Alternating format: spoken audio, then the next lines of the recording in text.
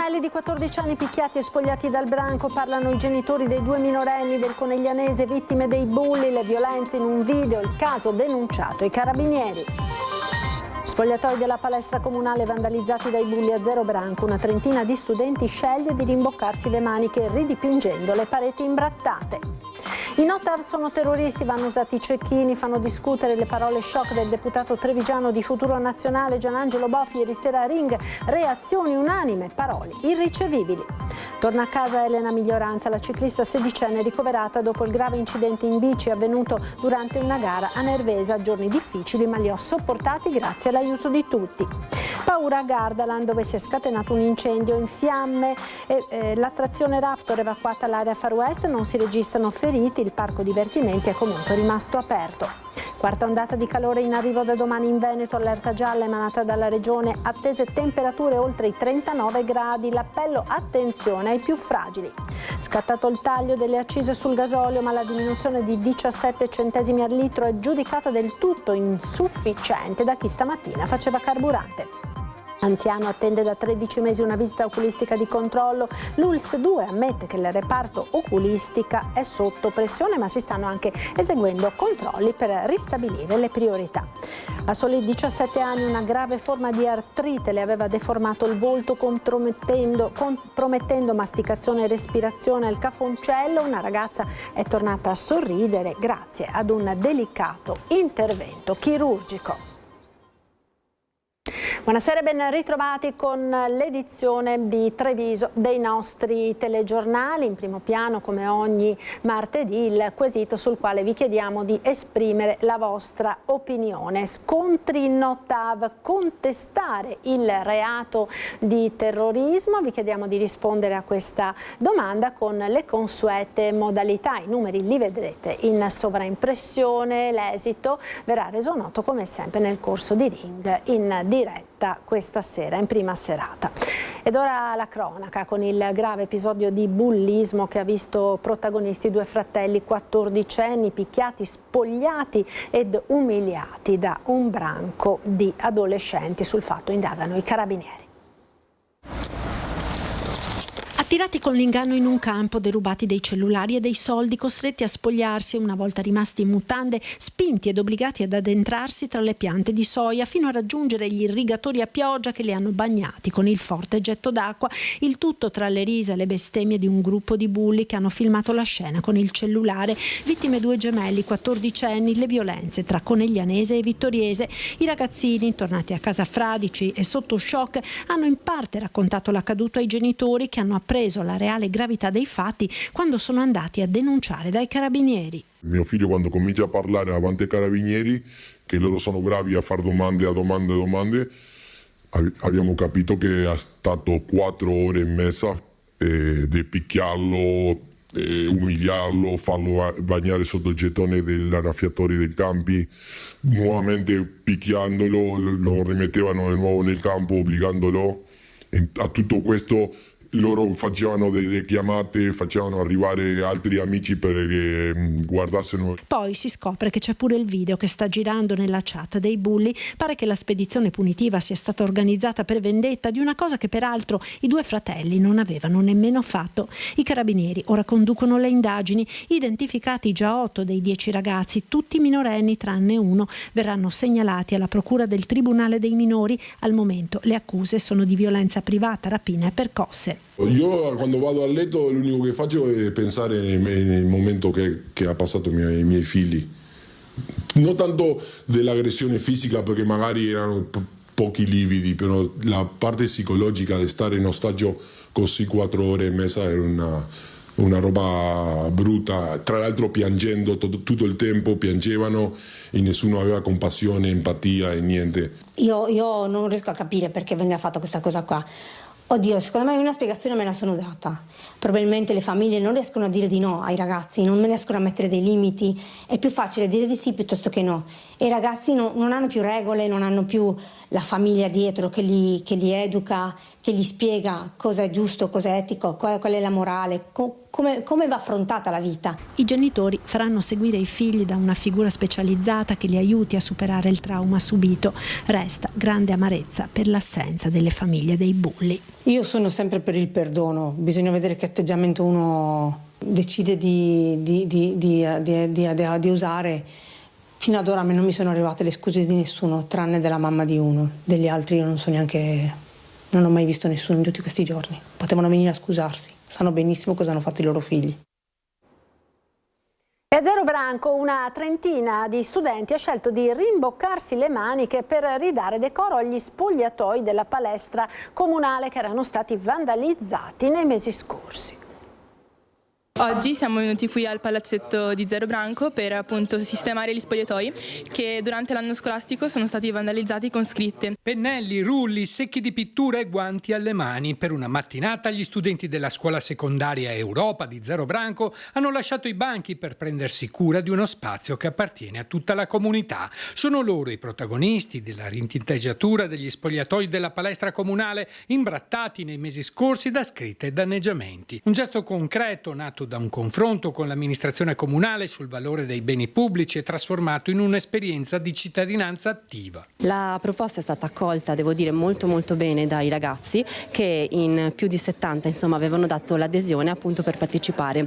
Oggi abbiamo una trentina di ragazzi che si sono dati a disposizione proprio per ripitturare, si stanno divertendo, sono soprattutto contenti di essere qui in maniera del tutto volontaria, quindi più di qualcuno mi ha detto è bello perché i nostri genitori non ci hanno costretti ad essere qui, ma è una cosa che per noi ha avuto un valore e a cui teniamo a partecipare. Un progetto che punta soprattutto sull'educazione e sulla responsabilità, trasformando un episodio negativo in un'occasione di crescita e partecipazione. Siamo venuti a pitturare, siamo venuti a pitturare e pulire gli spogliatoi, che non per forza siamo stati noi a sporcare, ma comunque ci teniamo a lasciare bene e che gli altri trovano bene i nostri servizi. Secondo me questa attività ha aiutato molto a legarci assieme perché comunque abbiamo passato una mattinata a dipingere e ci ha anche aiutato a uscire dal mondo dei social che comunque noi ragazzi passiamo l'estate molto attaccati ai telefoni.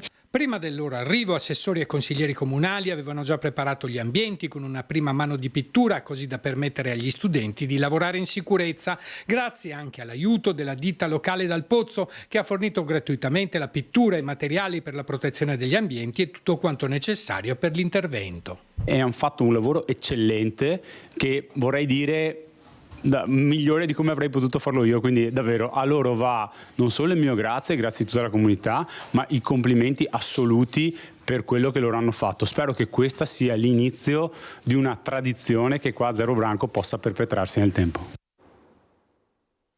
I no-TAV sono terroristi, vanno usati. I cecchini fanno discutere le parole shock del deputato trevigiano di Futuro Nazionale Gianangelo Boff ieri sera a Ring.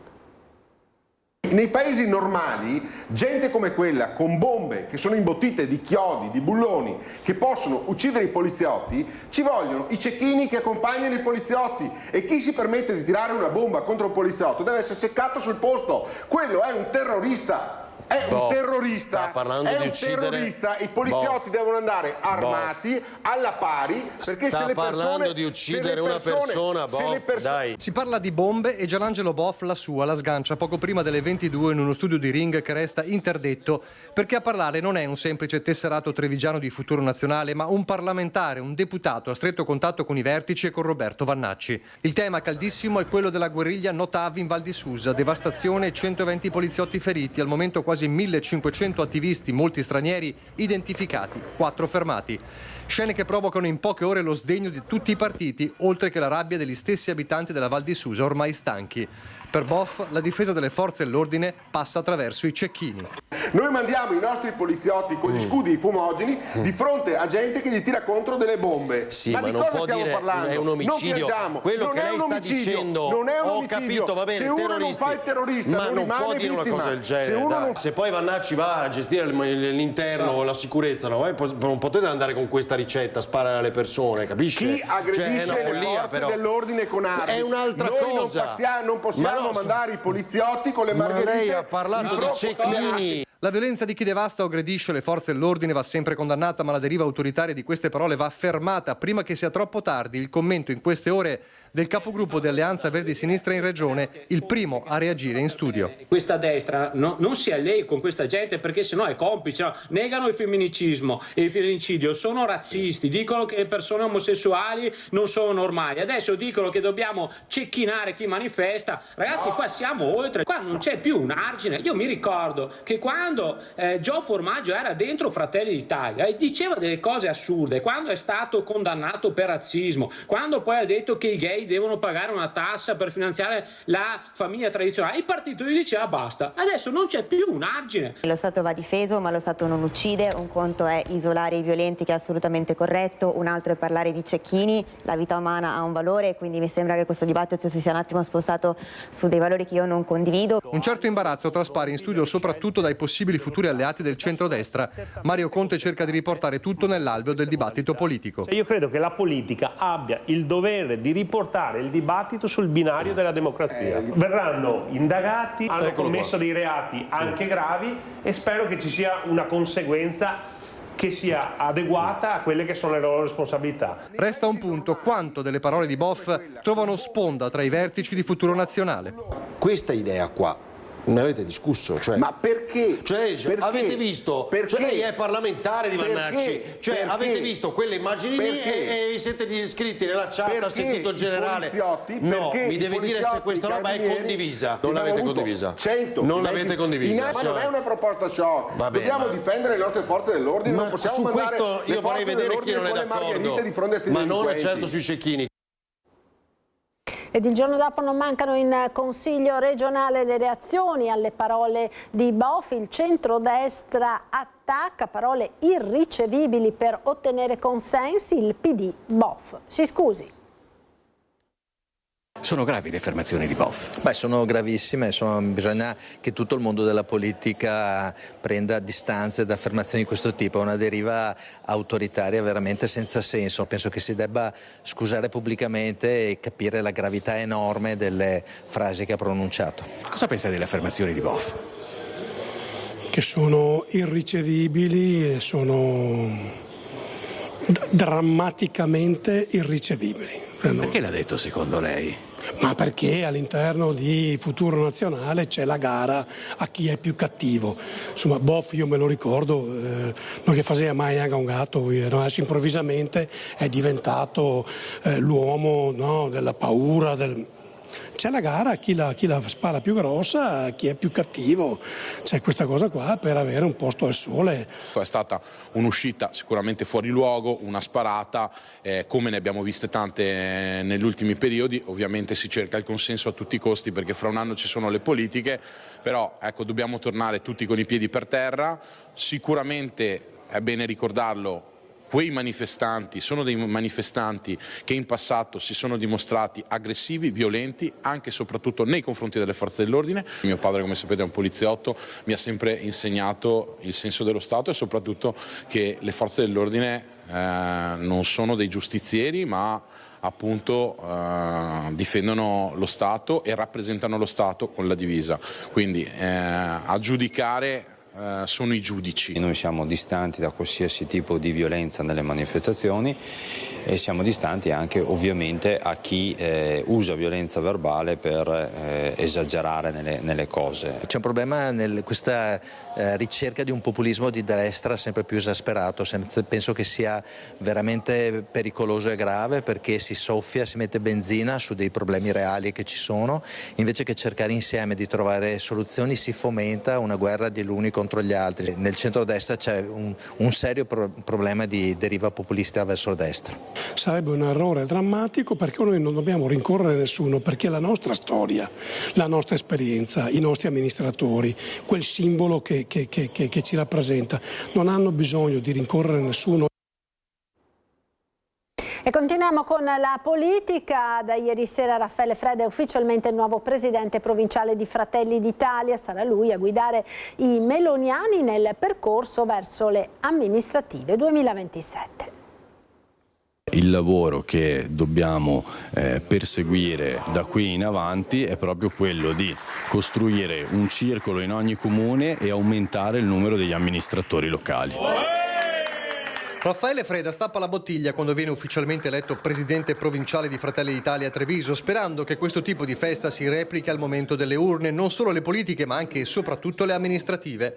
Sarà lui a guidare i meloniani nei prossimi delicati mesi di incontri, vertici ed equilibri da aggiustare in un centrodestra mai tranquillo quando si parla di candidati sindaci. Nel 2027 ci sono tante sfide da Conegliano a Montebelluna e nel 2028 c'è il traguardo Treviso. Nulla di scontato, nemmeno nel capoluogo della Marca. Fratelli d'Italia ha sempre giocato il ruolo del collante del centrodestra. Questo non significa però che non abbiamo le nostre prerogative, che non abbiamo delle persone all'interno del nostro partito che possono essere valorizzate come candidati sindaci. 35 anni, capogruppo d'opposizione a Preganziola, dopo il commissariamento di Emanuele Loperfido, la scelta del candidato unico per mantenere unità, evitare divisioni incorrenti ed essere compatti, con un collegamento diretto con il vertice regionale. Per le prossime amministrative c'è una intesa di massima, ci siamo incontrati come segretari regionali delle varie forze politiche del centrodestra. L'obiettivo è in tutti i comuni far trovare candidature unitarie da parte di tutte le forze politiche e civiche anche vicine al centrodestra, che mettano in condizione appunto anche i nostri elettori e i cittadini della Marca trevigiana di poter avere la buona amministrazione del centrodestra. Torniamo alla cronaca. Tentato furto nella notte in una villetta in via Bortolana a Treviso, ladri in fuga, inseguiti dalla polizia, il panettiere invitato a chiudersi nel laboratorio durante le ricerche purtroppo vane. Alle 3 sono venuto come tutte le mattine a fare il pane e la polizia poco dopo mi ha avvertito che dei malviventi hanno fatto irruzione in una villa qui vicino e di chiudermi dentro il negozio, in laboratorio, perché sembrerebbe fossero sporchi di sangue. Notte agitata in via Bortolana, laterale di viale Luzzati, a poche centinaia di metri dalle mura di Treviso, per l'ennesimo raid dei ladri nella Marca assediata dai furti. A raccontare l'accaduto il titolare del forno, che come ogni mattina era appena arrivato in laboratorio per fare il pane. I malviventi hanno cercato di entrare in una villetta ma hanno fatto scattare l'allarme, cosa che ha svegliato i proprietari. Non è chiaro se nella fuga o nel tentativo di effrazione uno dei ladri si sia procurato una ferita. Subito sono state allertate le forze dell'ordine. Sul posto sono arrivati gli agenti delle volanti che si sono messi alla ricerca dei ladri, ma i malviventi sono riusciti a scappare. Solo una vicina ha sentito dei rumori. Gli altri, chiusi in casa con l'aria condizionata, non si sono accorti di nulla, salvo scoprire al mattino il tam tam degli avvisi sui social. Non è la prima volta che i ladri prendono di mira questa via, in un quartiere residenziale di villette a 2 passi dal centro. Segnalazione dei cittadini fondamentale, così come il tempestivo intervento della polizia locale per un uomo ubriaco che si era disteso sui binari ferroviari in via Cacciatori a Treviso. Un uomo sdraiato sui binari all'altezza del passaggio a livello di via Cacciatori. A segnalare la situazione di grave pericolo nei giorni scorsi alcuni cittadini, accortisi che un 32enne di origini indiane, evidentemente ubriaco, si era disteso sul sedime ferroviario rischiando di venire travolto dai treni in transito. L'episodio è accaduto di sera. La circolazione ferroviaria è stata temporaneamente sospesa causando ritardi a catena. Al suo arrivo la polizia locale si è trovata di fronte a alcuni passanti che osservavano preoccupati la scena. Alla vista della pattuglia l'uomo ha cercato di allontanarsi ma è stato raggiunto e bloccato. Condotto al comando di via Castello d'Amore, è stato denunciato a piede libero per interruzione di pubblico servizio, oltre alla violazione legata allo stato di ebbrezza. Dopo giorni di apprensione torna a casa Elena Miglioranza, la ciclista sedicenne ricoverata la scorsa settimana a seguito del grave incidente mentre stava disputando una gara a Bavaria di Nervesa. Sentiamo le sue parole assieme al papà Andrea. Allora, io oggi torno a casa e sono stati dei giorni lunghi ma sopportabili, dai. E il personale è stato molto disponibile e ora sta andando tutto bene e niente. Sfruttamento, lavoro nero e sicurezza, vasta operazione dei carabinieri del nucleo ispettorato del lavoro di Treviso in collaborazione con le stazioni del territorio. Ispezioni sono state svolte in diverse aziende dell'edilizia, agricoltura e terziario, sospese 3 attività e scoperti 3 lavoratori in nero, contestati diversi illeciti nei confronti di 23 aziende, tra gli altri un albergo di Conegliano, un'impresa edile di Carbonera dove i dipendenti stavano lavorando sul tetto senza alcuna protezione contro le cadute, un bar di Susegana e un cantiere edile a San Biagio di Callalta. Nel complesso sono state elevate sanzioni per circa 250.000 euro. Fiamme e fumo, attimi di paura nel pomeriggio alle 14 al parco divertimenti di Gardaland a Castelnuovo del Garda. L'incendio ha interessato una struttura in legno collocata sotto l'attrazione Raptor nell'area Far West. Subito sul posto sono intervenute le squadre di sicurezza interna e di vigili del fuoco. L'area è stata evacuata e circoscritta e l'incendio in breve è stato domato. Non ci sono stati feriti ed il parco è rimasto sempre operativo. Resta chiusa l'area interessata dal rogo e quella nelle immediate vicinanze per consentire tutte le verifiche. Al momento ancora non si conoscono le cause dell'incendio. Quarta ondata di calore, allerta gialla emanata dalla Regione per domani, attese temperature fino a 39 gradi. La quarta ondata di calore è già qui. L'allarme regionale di allerta gialla per le alte temperature previste nei prossimi giorni è di massima attenzione sia per il caldo che anche per i possibili temporali locali molto intensi. La temperatura media regionale è superiore ai 23 gradi. Il picco arriverà il fine settimana, con temperature massime di 40 gradi e minime tra i 25 e i 26 gradi. In montagna raggiungeremo gli 8-9 gradi superiori alla media. È chiaro che con queste temperature quello che viene richiesto è un'attenzione soprattutto per le fasce orarie dove c'è maggior calore e soprattutto per le fasce più deboli della popolazione. Nel Trevigiano attese temperature superiori ai 39 gradi. I valori massimi della temperatura sono in crescita, sono evidenti, si porteranno velocemente a 37-38 gradi, forse 39 questo fine settimana e i primissimi giorni della prossima, però questa ondata di calore durerà almeno per tutta la prima decade di agosto. Chi sperava in una tregua è destinato a restare deluso, il caldo africano non mollerà e si preannunciano grandi problemi anche per il sonno, le notti saranno infatti con valori minimi molto alti. Non scenderemo nelle 24 ore, mai al di sotto dei 20 gradi. Questo ci porta a dire che avremo prolungate notti tropicali, anzi in diversi giorni non scenderà mai al di sotto la temperatura di 25 gradi, quindi avremo notti super tropicali, insomma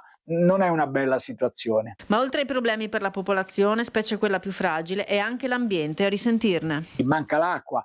Già da molti giorni, da molte settimane piove poco, i temporali che localmente avvengono fanno più danni che altro, mancano molte precipitazioni sui rilievi, sulle montagne e lì sono un serbatoio anche per l'acqua in pianura, quindi questo è un altro problema, ripeto, preoccupante. Non piove e non pioverà almeno per diversi giorni, salvo qualche temporale cosiddetto di bel tempo, di calore, che ripeto non risolve nulla. Scattato il taglio delle accise sul gasolio, ma la diminuzione di 17 centesimi al litro è giudicata del tutto insufficiente da chi stamattina faceva carburante.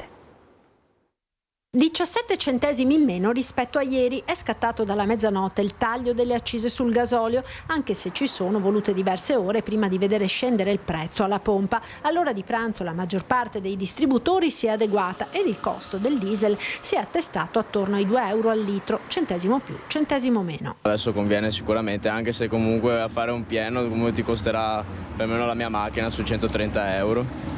In confronto all'anno scorso che era più o meno sui 110 o sui 100, che un anno fa era, a questo periodo, essendo che lavoro in distributore, era 1,59,9, almeno sul nostro. Uno sconto relativo rispetto all'esorbitante rincaro del costo dei carburanti rispetto all'anno scorso, rincaro che a cascata incide poi su tutte le merci. Il taglio delle accise durerà fino al 6 agosto e riguarda solo il gasolio, non la benzina. La moto è lo sfizio, poi ci sono i furgoni, poi ci sono i mezzi di lavoro che invece cambiano molto.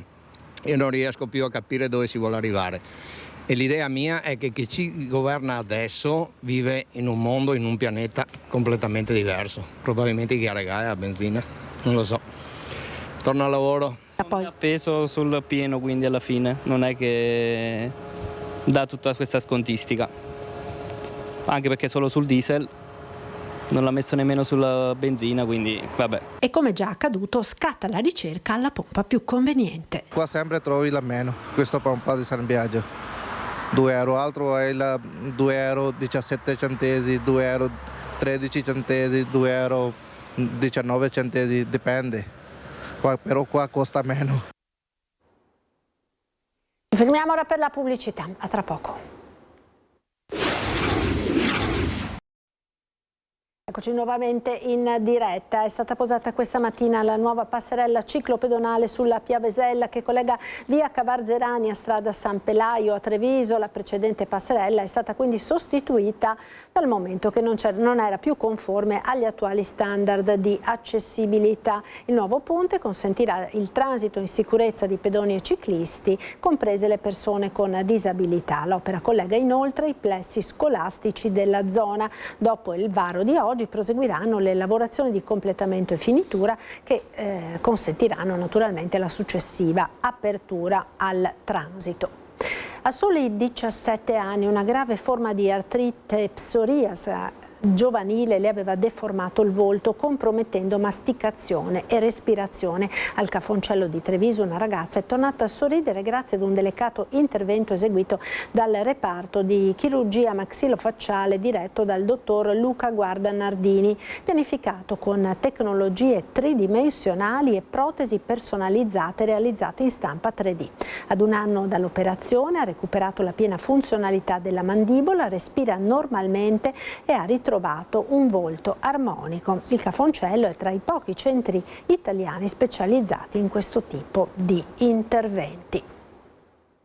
E continuiamo con la sanità, con il problema delle liste d'attesa, perché attende da 13 mesi una visita oculistica di controllo. Sentiamo.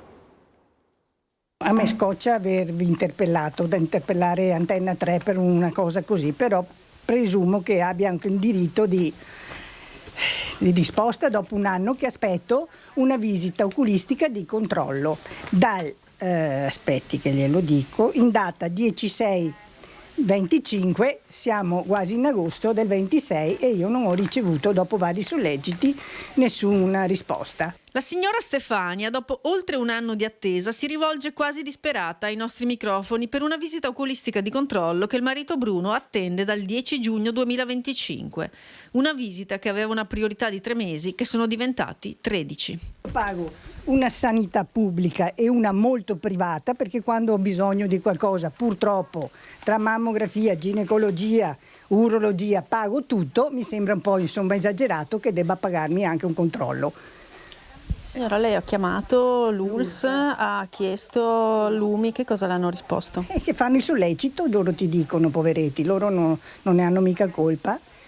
Lei ha chiamato il numero dell'ufficio? Dell'URP, sì, 2 volte. L'altro giorno sono andata anche alla COP e comunque no.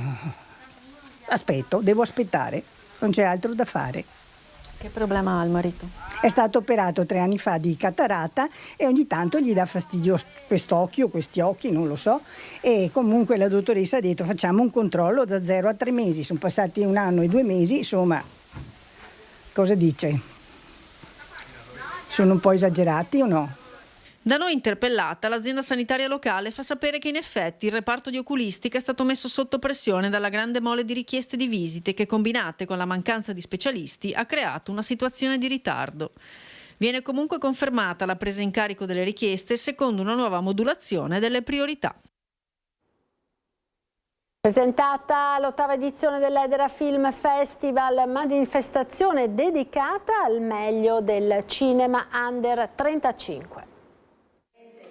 36 film con 6 lungometraggi e 6 documentari, 12 opere nella sezione Focus Nord-Est con proposte che arrivano da tutto il mondo. L'8ª edizione dell'Edera Film Festival rimette al centro il contemporaneo, sperando che qualcuno dei giovani possa avere il successo che partendo da qui hanno avuto Francesco Sossai, regista del pluripremiato Città di Pianura, o i fratelli di Innocenzo, o anche la catalana Carla Simon, Orso d'Oro a Berlino. Da non dimenticare che tutti gli autori saranno sempre presenti in sala. È bellissimo avere proprio il il loro sguardo, la freschezza di uno sguardo sul mondo e anche la possibilità di dialogare con loro, perché sono ospiti del cinema, quindi al termine delle proiezioni il pubblico ha modo di conoscerli, di aprire un dibattito e di portarsi a casa degli spunti di riflessione. Poi 2 panel sulla pace e focus su temi come la leadership femminile, cui il festival è molto legato. Con un panel che vedrà protagoniste Marinella Sartori e Marina Collautti di Wiser Italia nella giornata di giovedì, e a seguire la proiezione di un bellissimo documentario, Fora Palmonti, Passi rimasti, che racconta la storia delle Sedo Nere, queste donne anziane che dalla Valcellina partivano, scendevano in pianura per sostenere l'economia familiare vendendo alcuni prodotti artigianali. E infine ultimo panel in ordine cronologico, sabato, dedicato alla sostenibilità ambientale. Tutti i convegni sono ad ingresso gratuito, mentre per i biglietti dei film è previsto un contributo. Il cinema come presidio di cultura e socialità, tema che è caro sia alla Regione sia alla Film Commission, che sta per emanare un bando per lo sviluppo, sia all'amministrazione, nonostante manchi sempre un cinema in città. E spesso si è visto che dallo sviluppo poi alcuni che hanno particolarmente, diciamo così, proprio anche capacità, in un certo senso anche imprenditoriale oltre che autoriale, potranno e riescono ad accedere al mondo dei finanziamenti della produzione. Quindi noi ringraziamo questo festival perché risponde a una tematica di grande attenzione sul cinema, e anche Treviso che è stata, ricordiamo, in questi ultimi anni anche sede di importanti set. Spazio ora alle notizie dalla provincia di Belluno.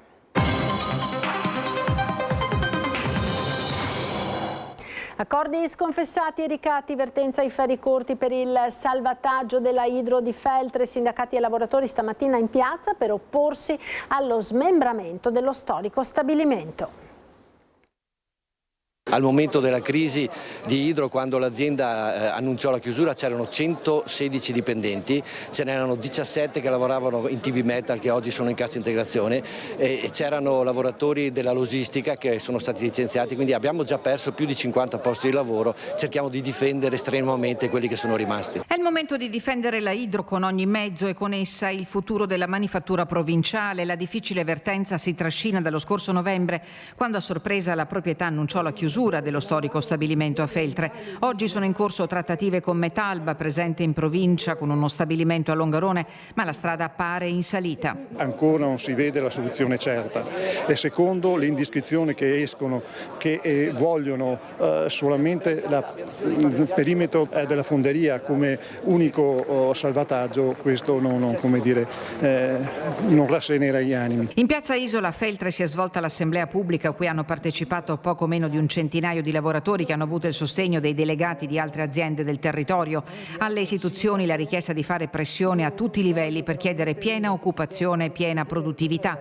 In piazza però si è visto solo il comune di Feltre. Saremo sempre al loro fianco nelle manifestazioni, in tutte le sedi istituzionali. Noi riteniamo di difendere il perimetro occupazionale e quindi tutti i lavoratori, e difendere soprattutto il perimetro del piano industriale che deve prevedere tutte le lavorazioni e non solo la fonderia. Lavoratori e lavoratrici hanno scelto di non scendere a patti con l'azienda, non dopo che il gruppo ha sconfessato gli accordi che prevedevano il rientro delle matrici e i lavori di sistemazione per fine agosto, e ha disconosciuto i punti apicali dell'accordo di febbraio. Idro ha vincolato alla firma del verbale il riconoscimento delle integrazioni e la maturazione dei ratei dal 12 luglio al 5 agosto. La fase è delicatissima per le maestranze e per il futuro dello stabilimento, che è patrimonio culturale della città. Togliere questa possibilità al territorio significa togliere possibilità di guardare un futuro che adesso come adesso non è incerto, e non sappiamo e lo vediamo tutti i giorni nella città di Feltre, quant'è difficile trovare alternative industriali valide per il nostro territorio. Da Distretto a Ecomuseo da esplorare tra le Dolomiti nasce Terre dell'Occhiale, progetto in rete per raccontare storia, innovazione digitale e l'eccellenza manifatturiera dell'occhialeria bellunese. Il distretto dell'occhiale più importante al mondo si apre al pubblico e si svela in una veste completamente nuova. Parte da Pieve di Cadore il progetto Terre dell'Occhiale, ecomuseo dell'occhialeria bellunese, che trasforma l'immenso patrimonio industriale, economico e sociale delle valli del Cadore, dell'Alpago e del Lagordino in un percorso culturale e turistico unico nel suo genere. È un sistema di ecomuseo collegato al Museo dell'Occhiale che porta il turista e l'appassionato a conoscere la storia dell'occhiale non solo nel passato ma anche nel contemporaneo. Con oltre 300 aziende, 13.000 addetti, il bellunese è il cuore pulsante dell'ottica mondiale. Oggi questo straordinario giacimento culturale fatto di storie, di design e di territorio esce dai confini delle fabbriche per diventare un ecomuseo vivo e diffuso, capace di unire il passato della tradizione artigianale alle sfide digitali del futuro. Con questo progetto, portiamo questo sito alla conoscenza di tutti, agli fini non solo per i nostri fabbricanti, i nostri produttori di occhiali, per il Veneto, ma soprattutto anche per il turismo. Capofila dell'iniziativa è la Fondazione Museo dell'Occhiale di Pieve di Cadore, affiancata da una prestigiosa rete di partner pubblici e privati, tra cui l'Università di Padova, Confindustria Belluno Dolomiti, Anfao ed Ebo, con il sostegno di Fondazione Cari Verona. Il cuore del progetto è il Museo dell'Occhiale, ma l'ecomuseo è soprattutto esperienza reale sul territorio. Per la giornata di lancio di Terre dell'Occhiale, ecomuseo dell'occhialeria bellunese, tra l'altro anche il taglio del nastro della mostra Tra passato e futuro dell'occhiale del celebre fotografo Simone Bramante, ospitata negli spazi del Museo dell'Occhiale fino al prossimo 25 settembre. Tutto, grazie per essere stati con noi. Vi lascio dopo la sigla al nostro meteo. Arrivederci.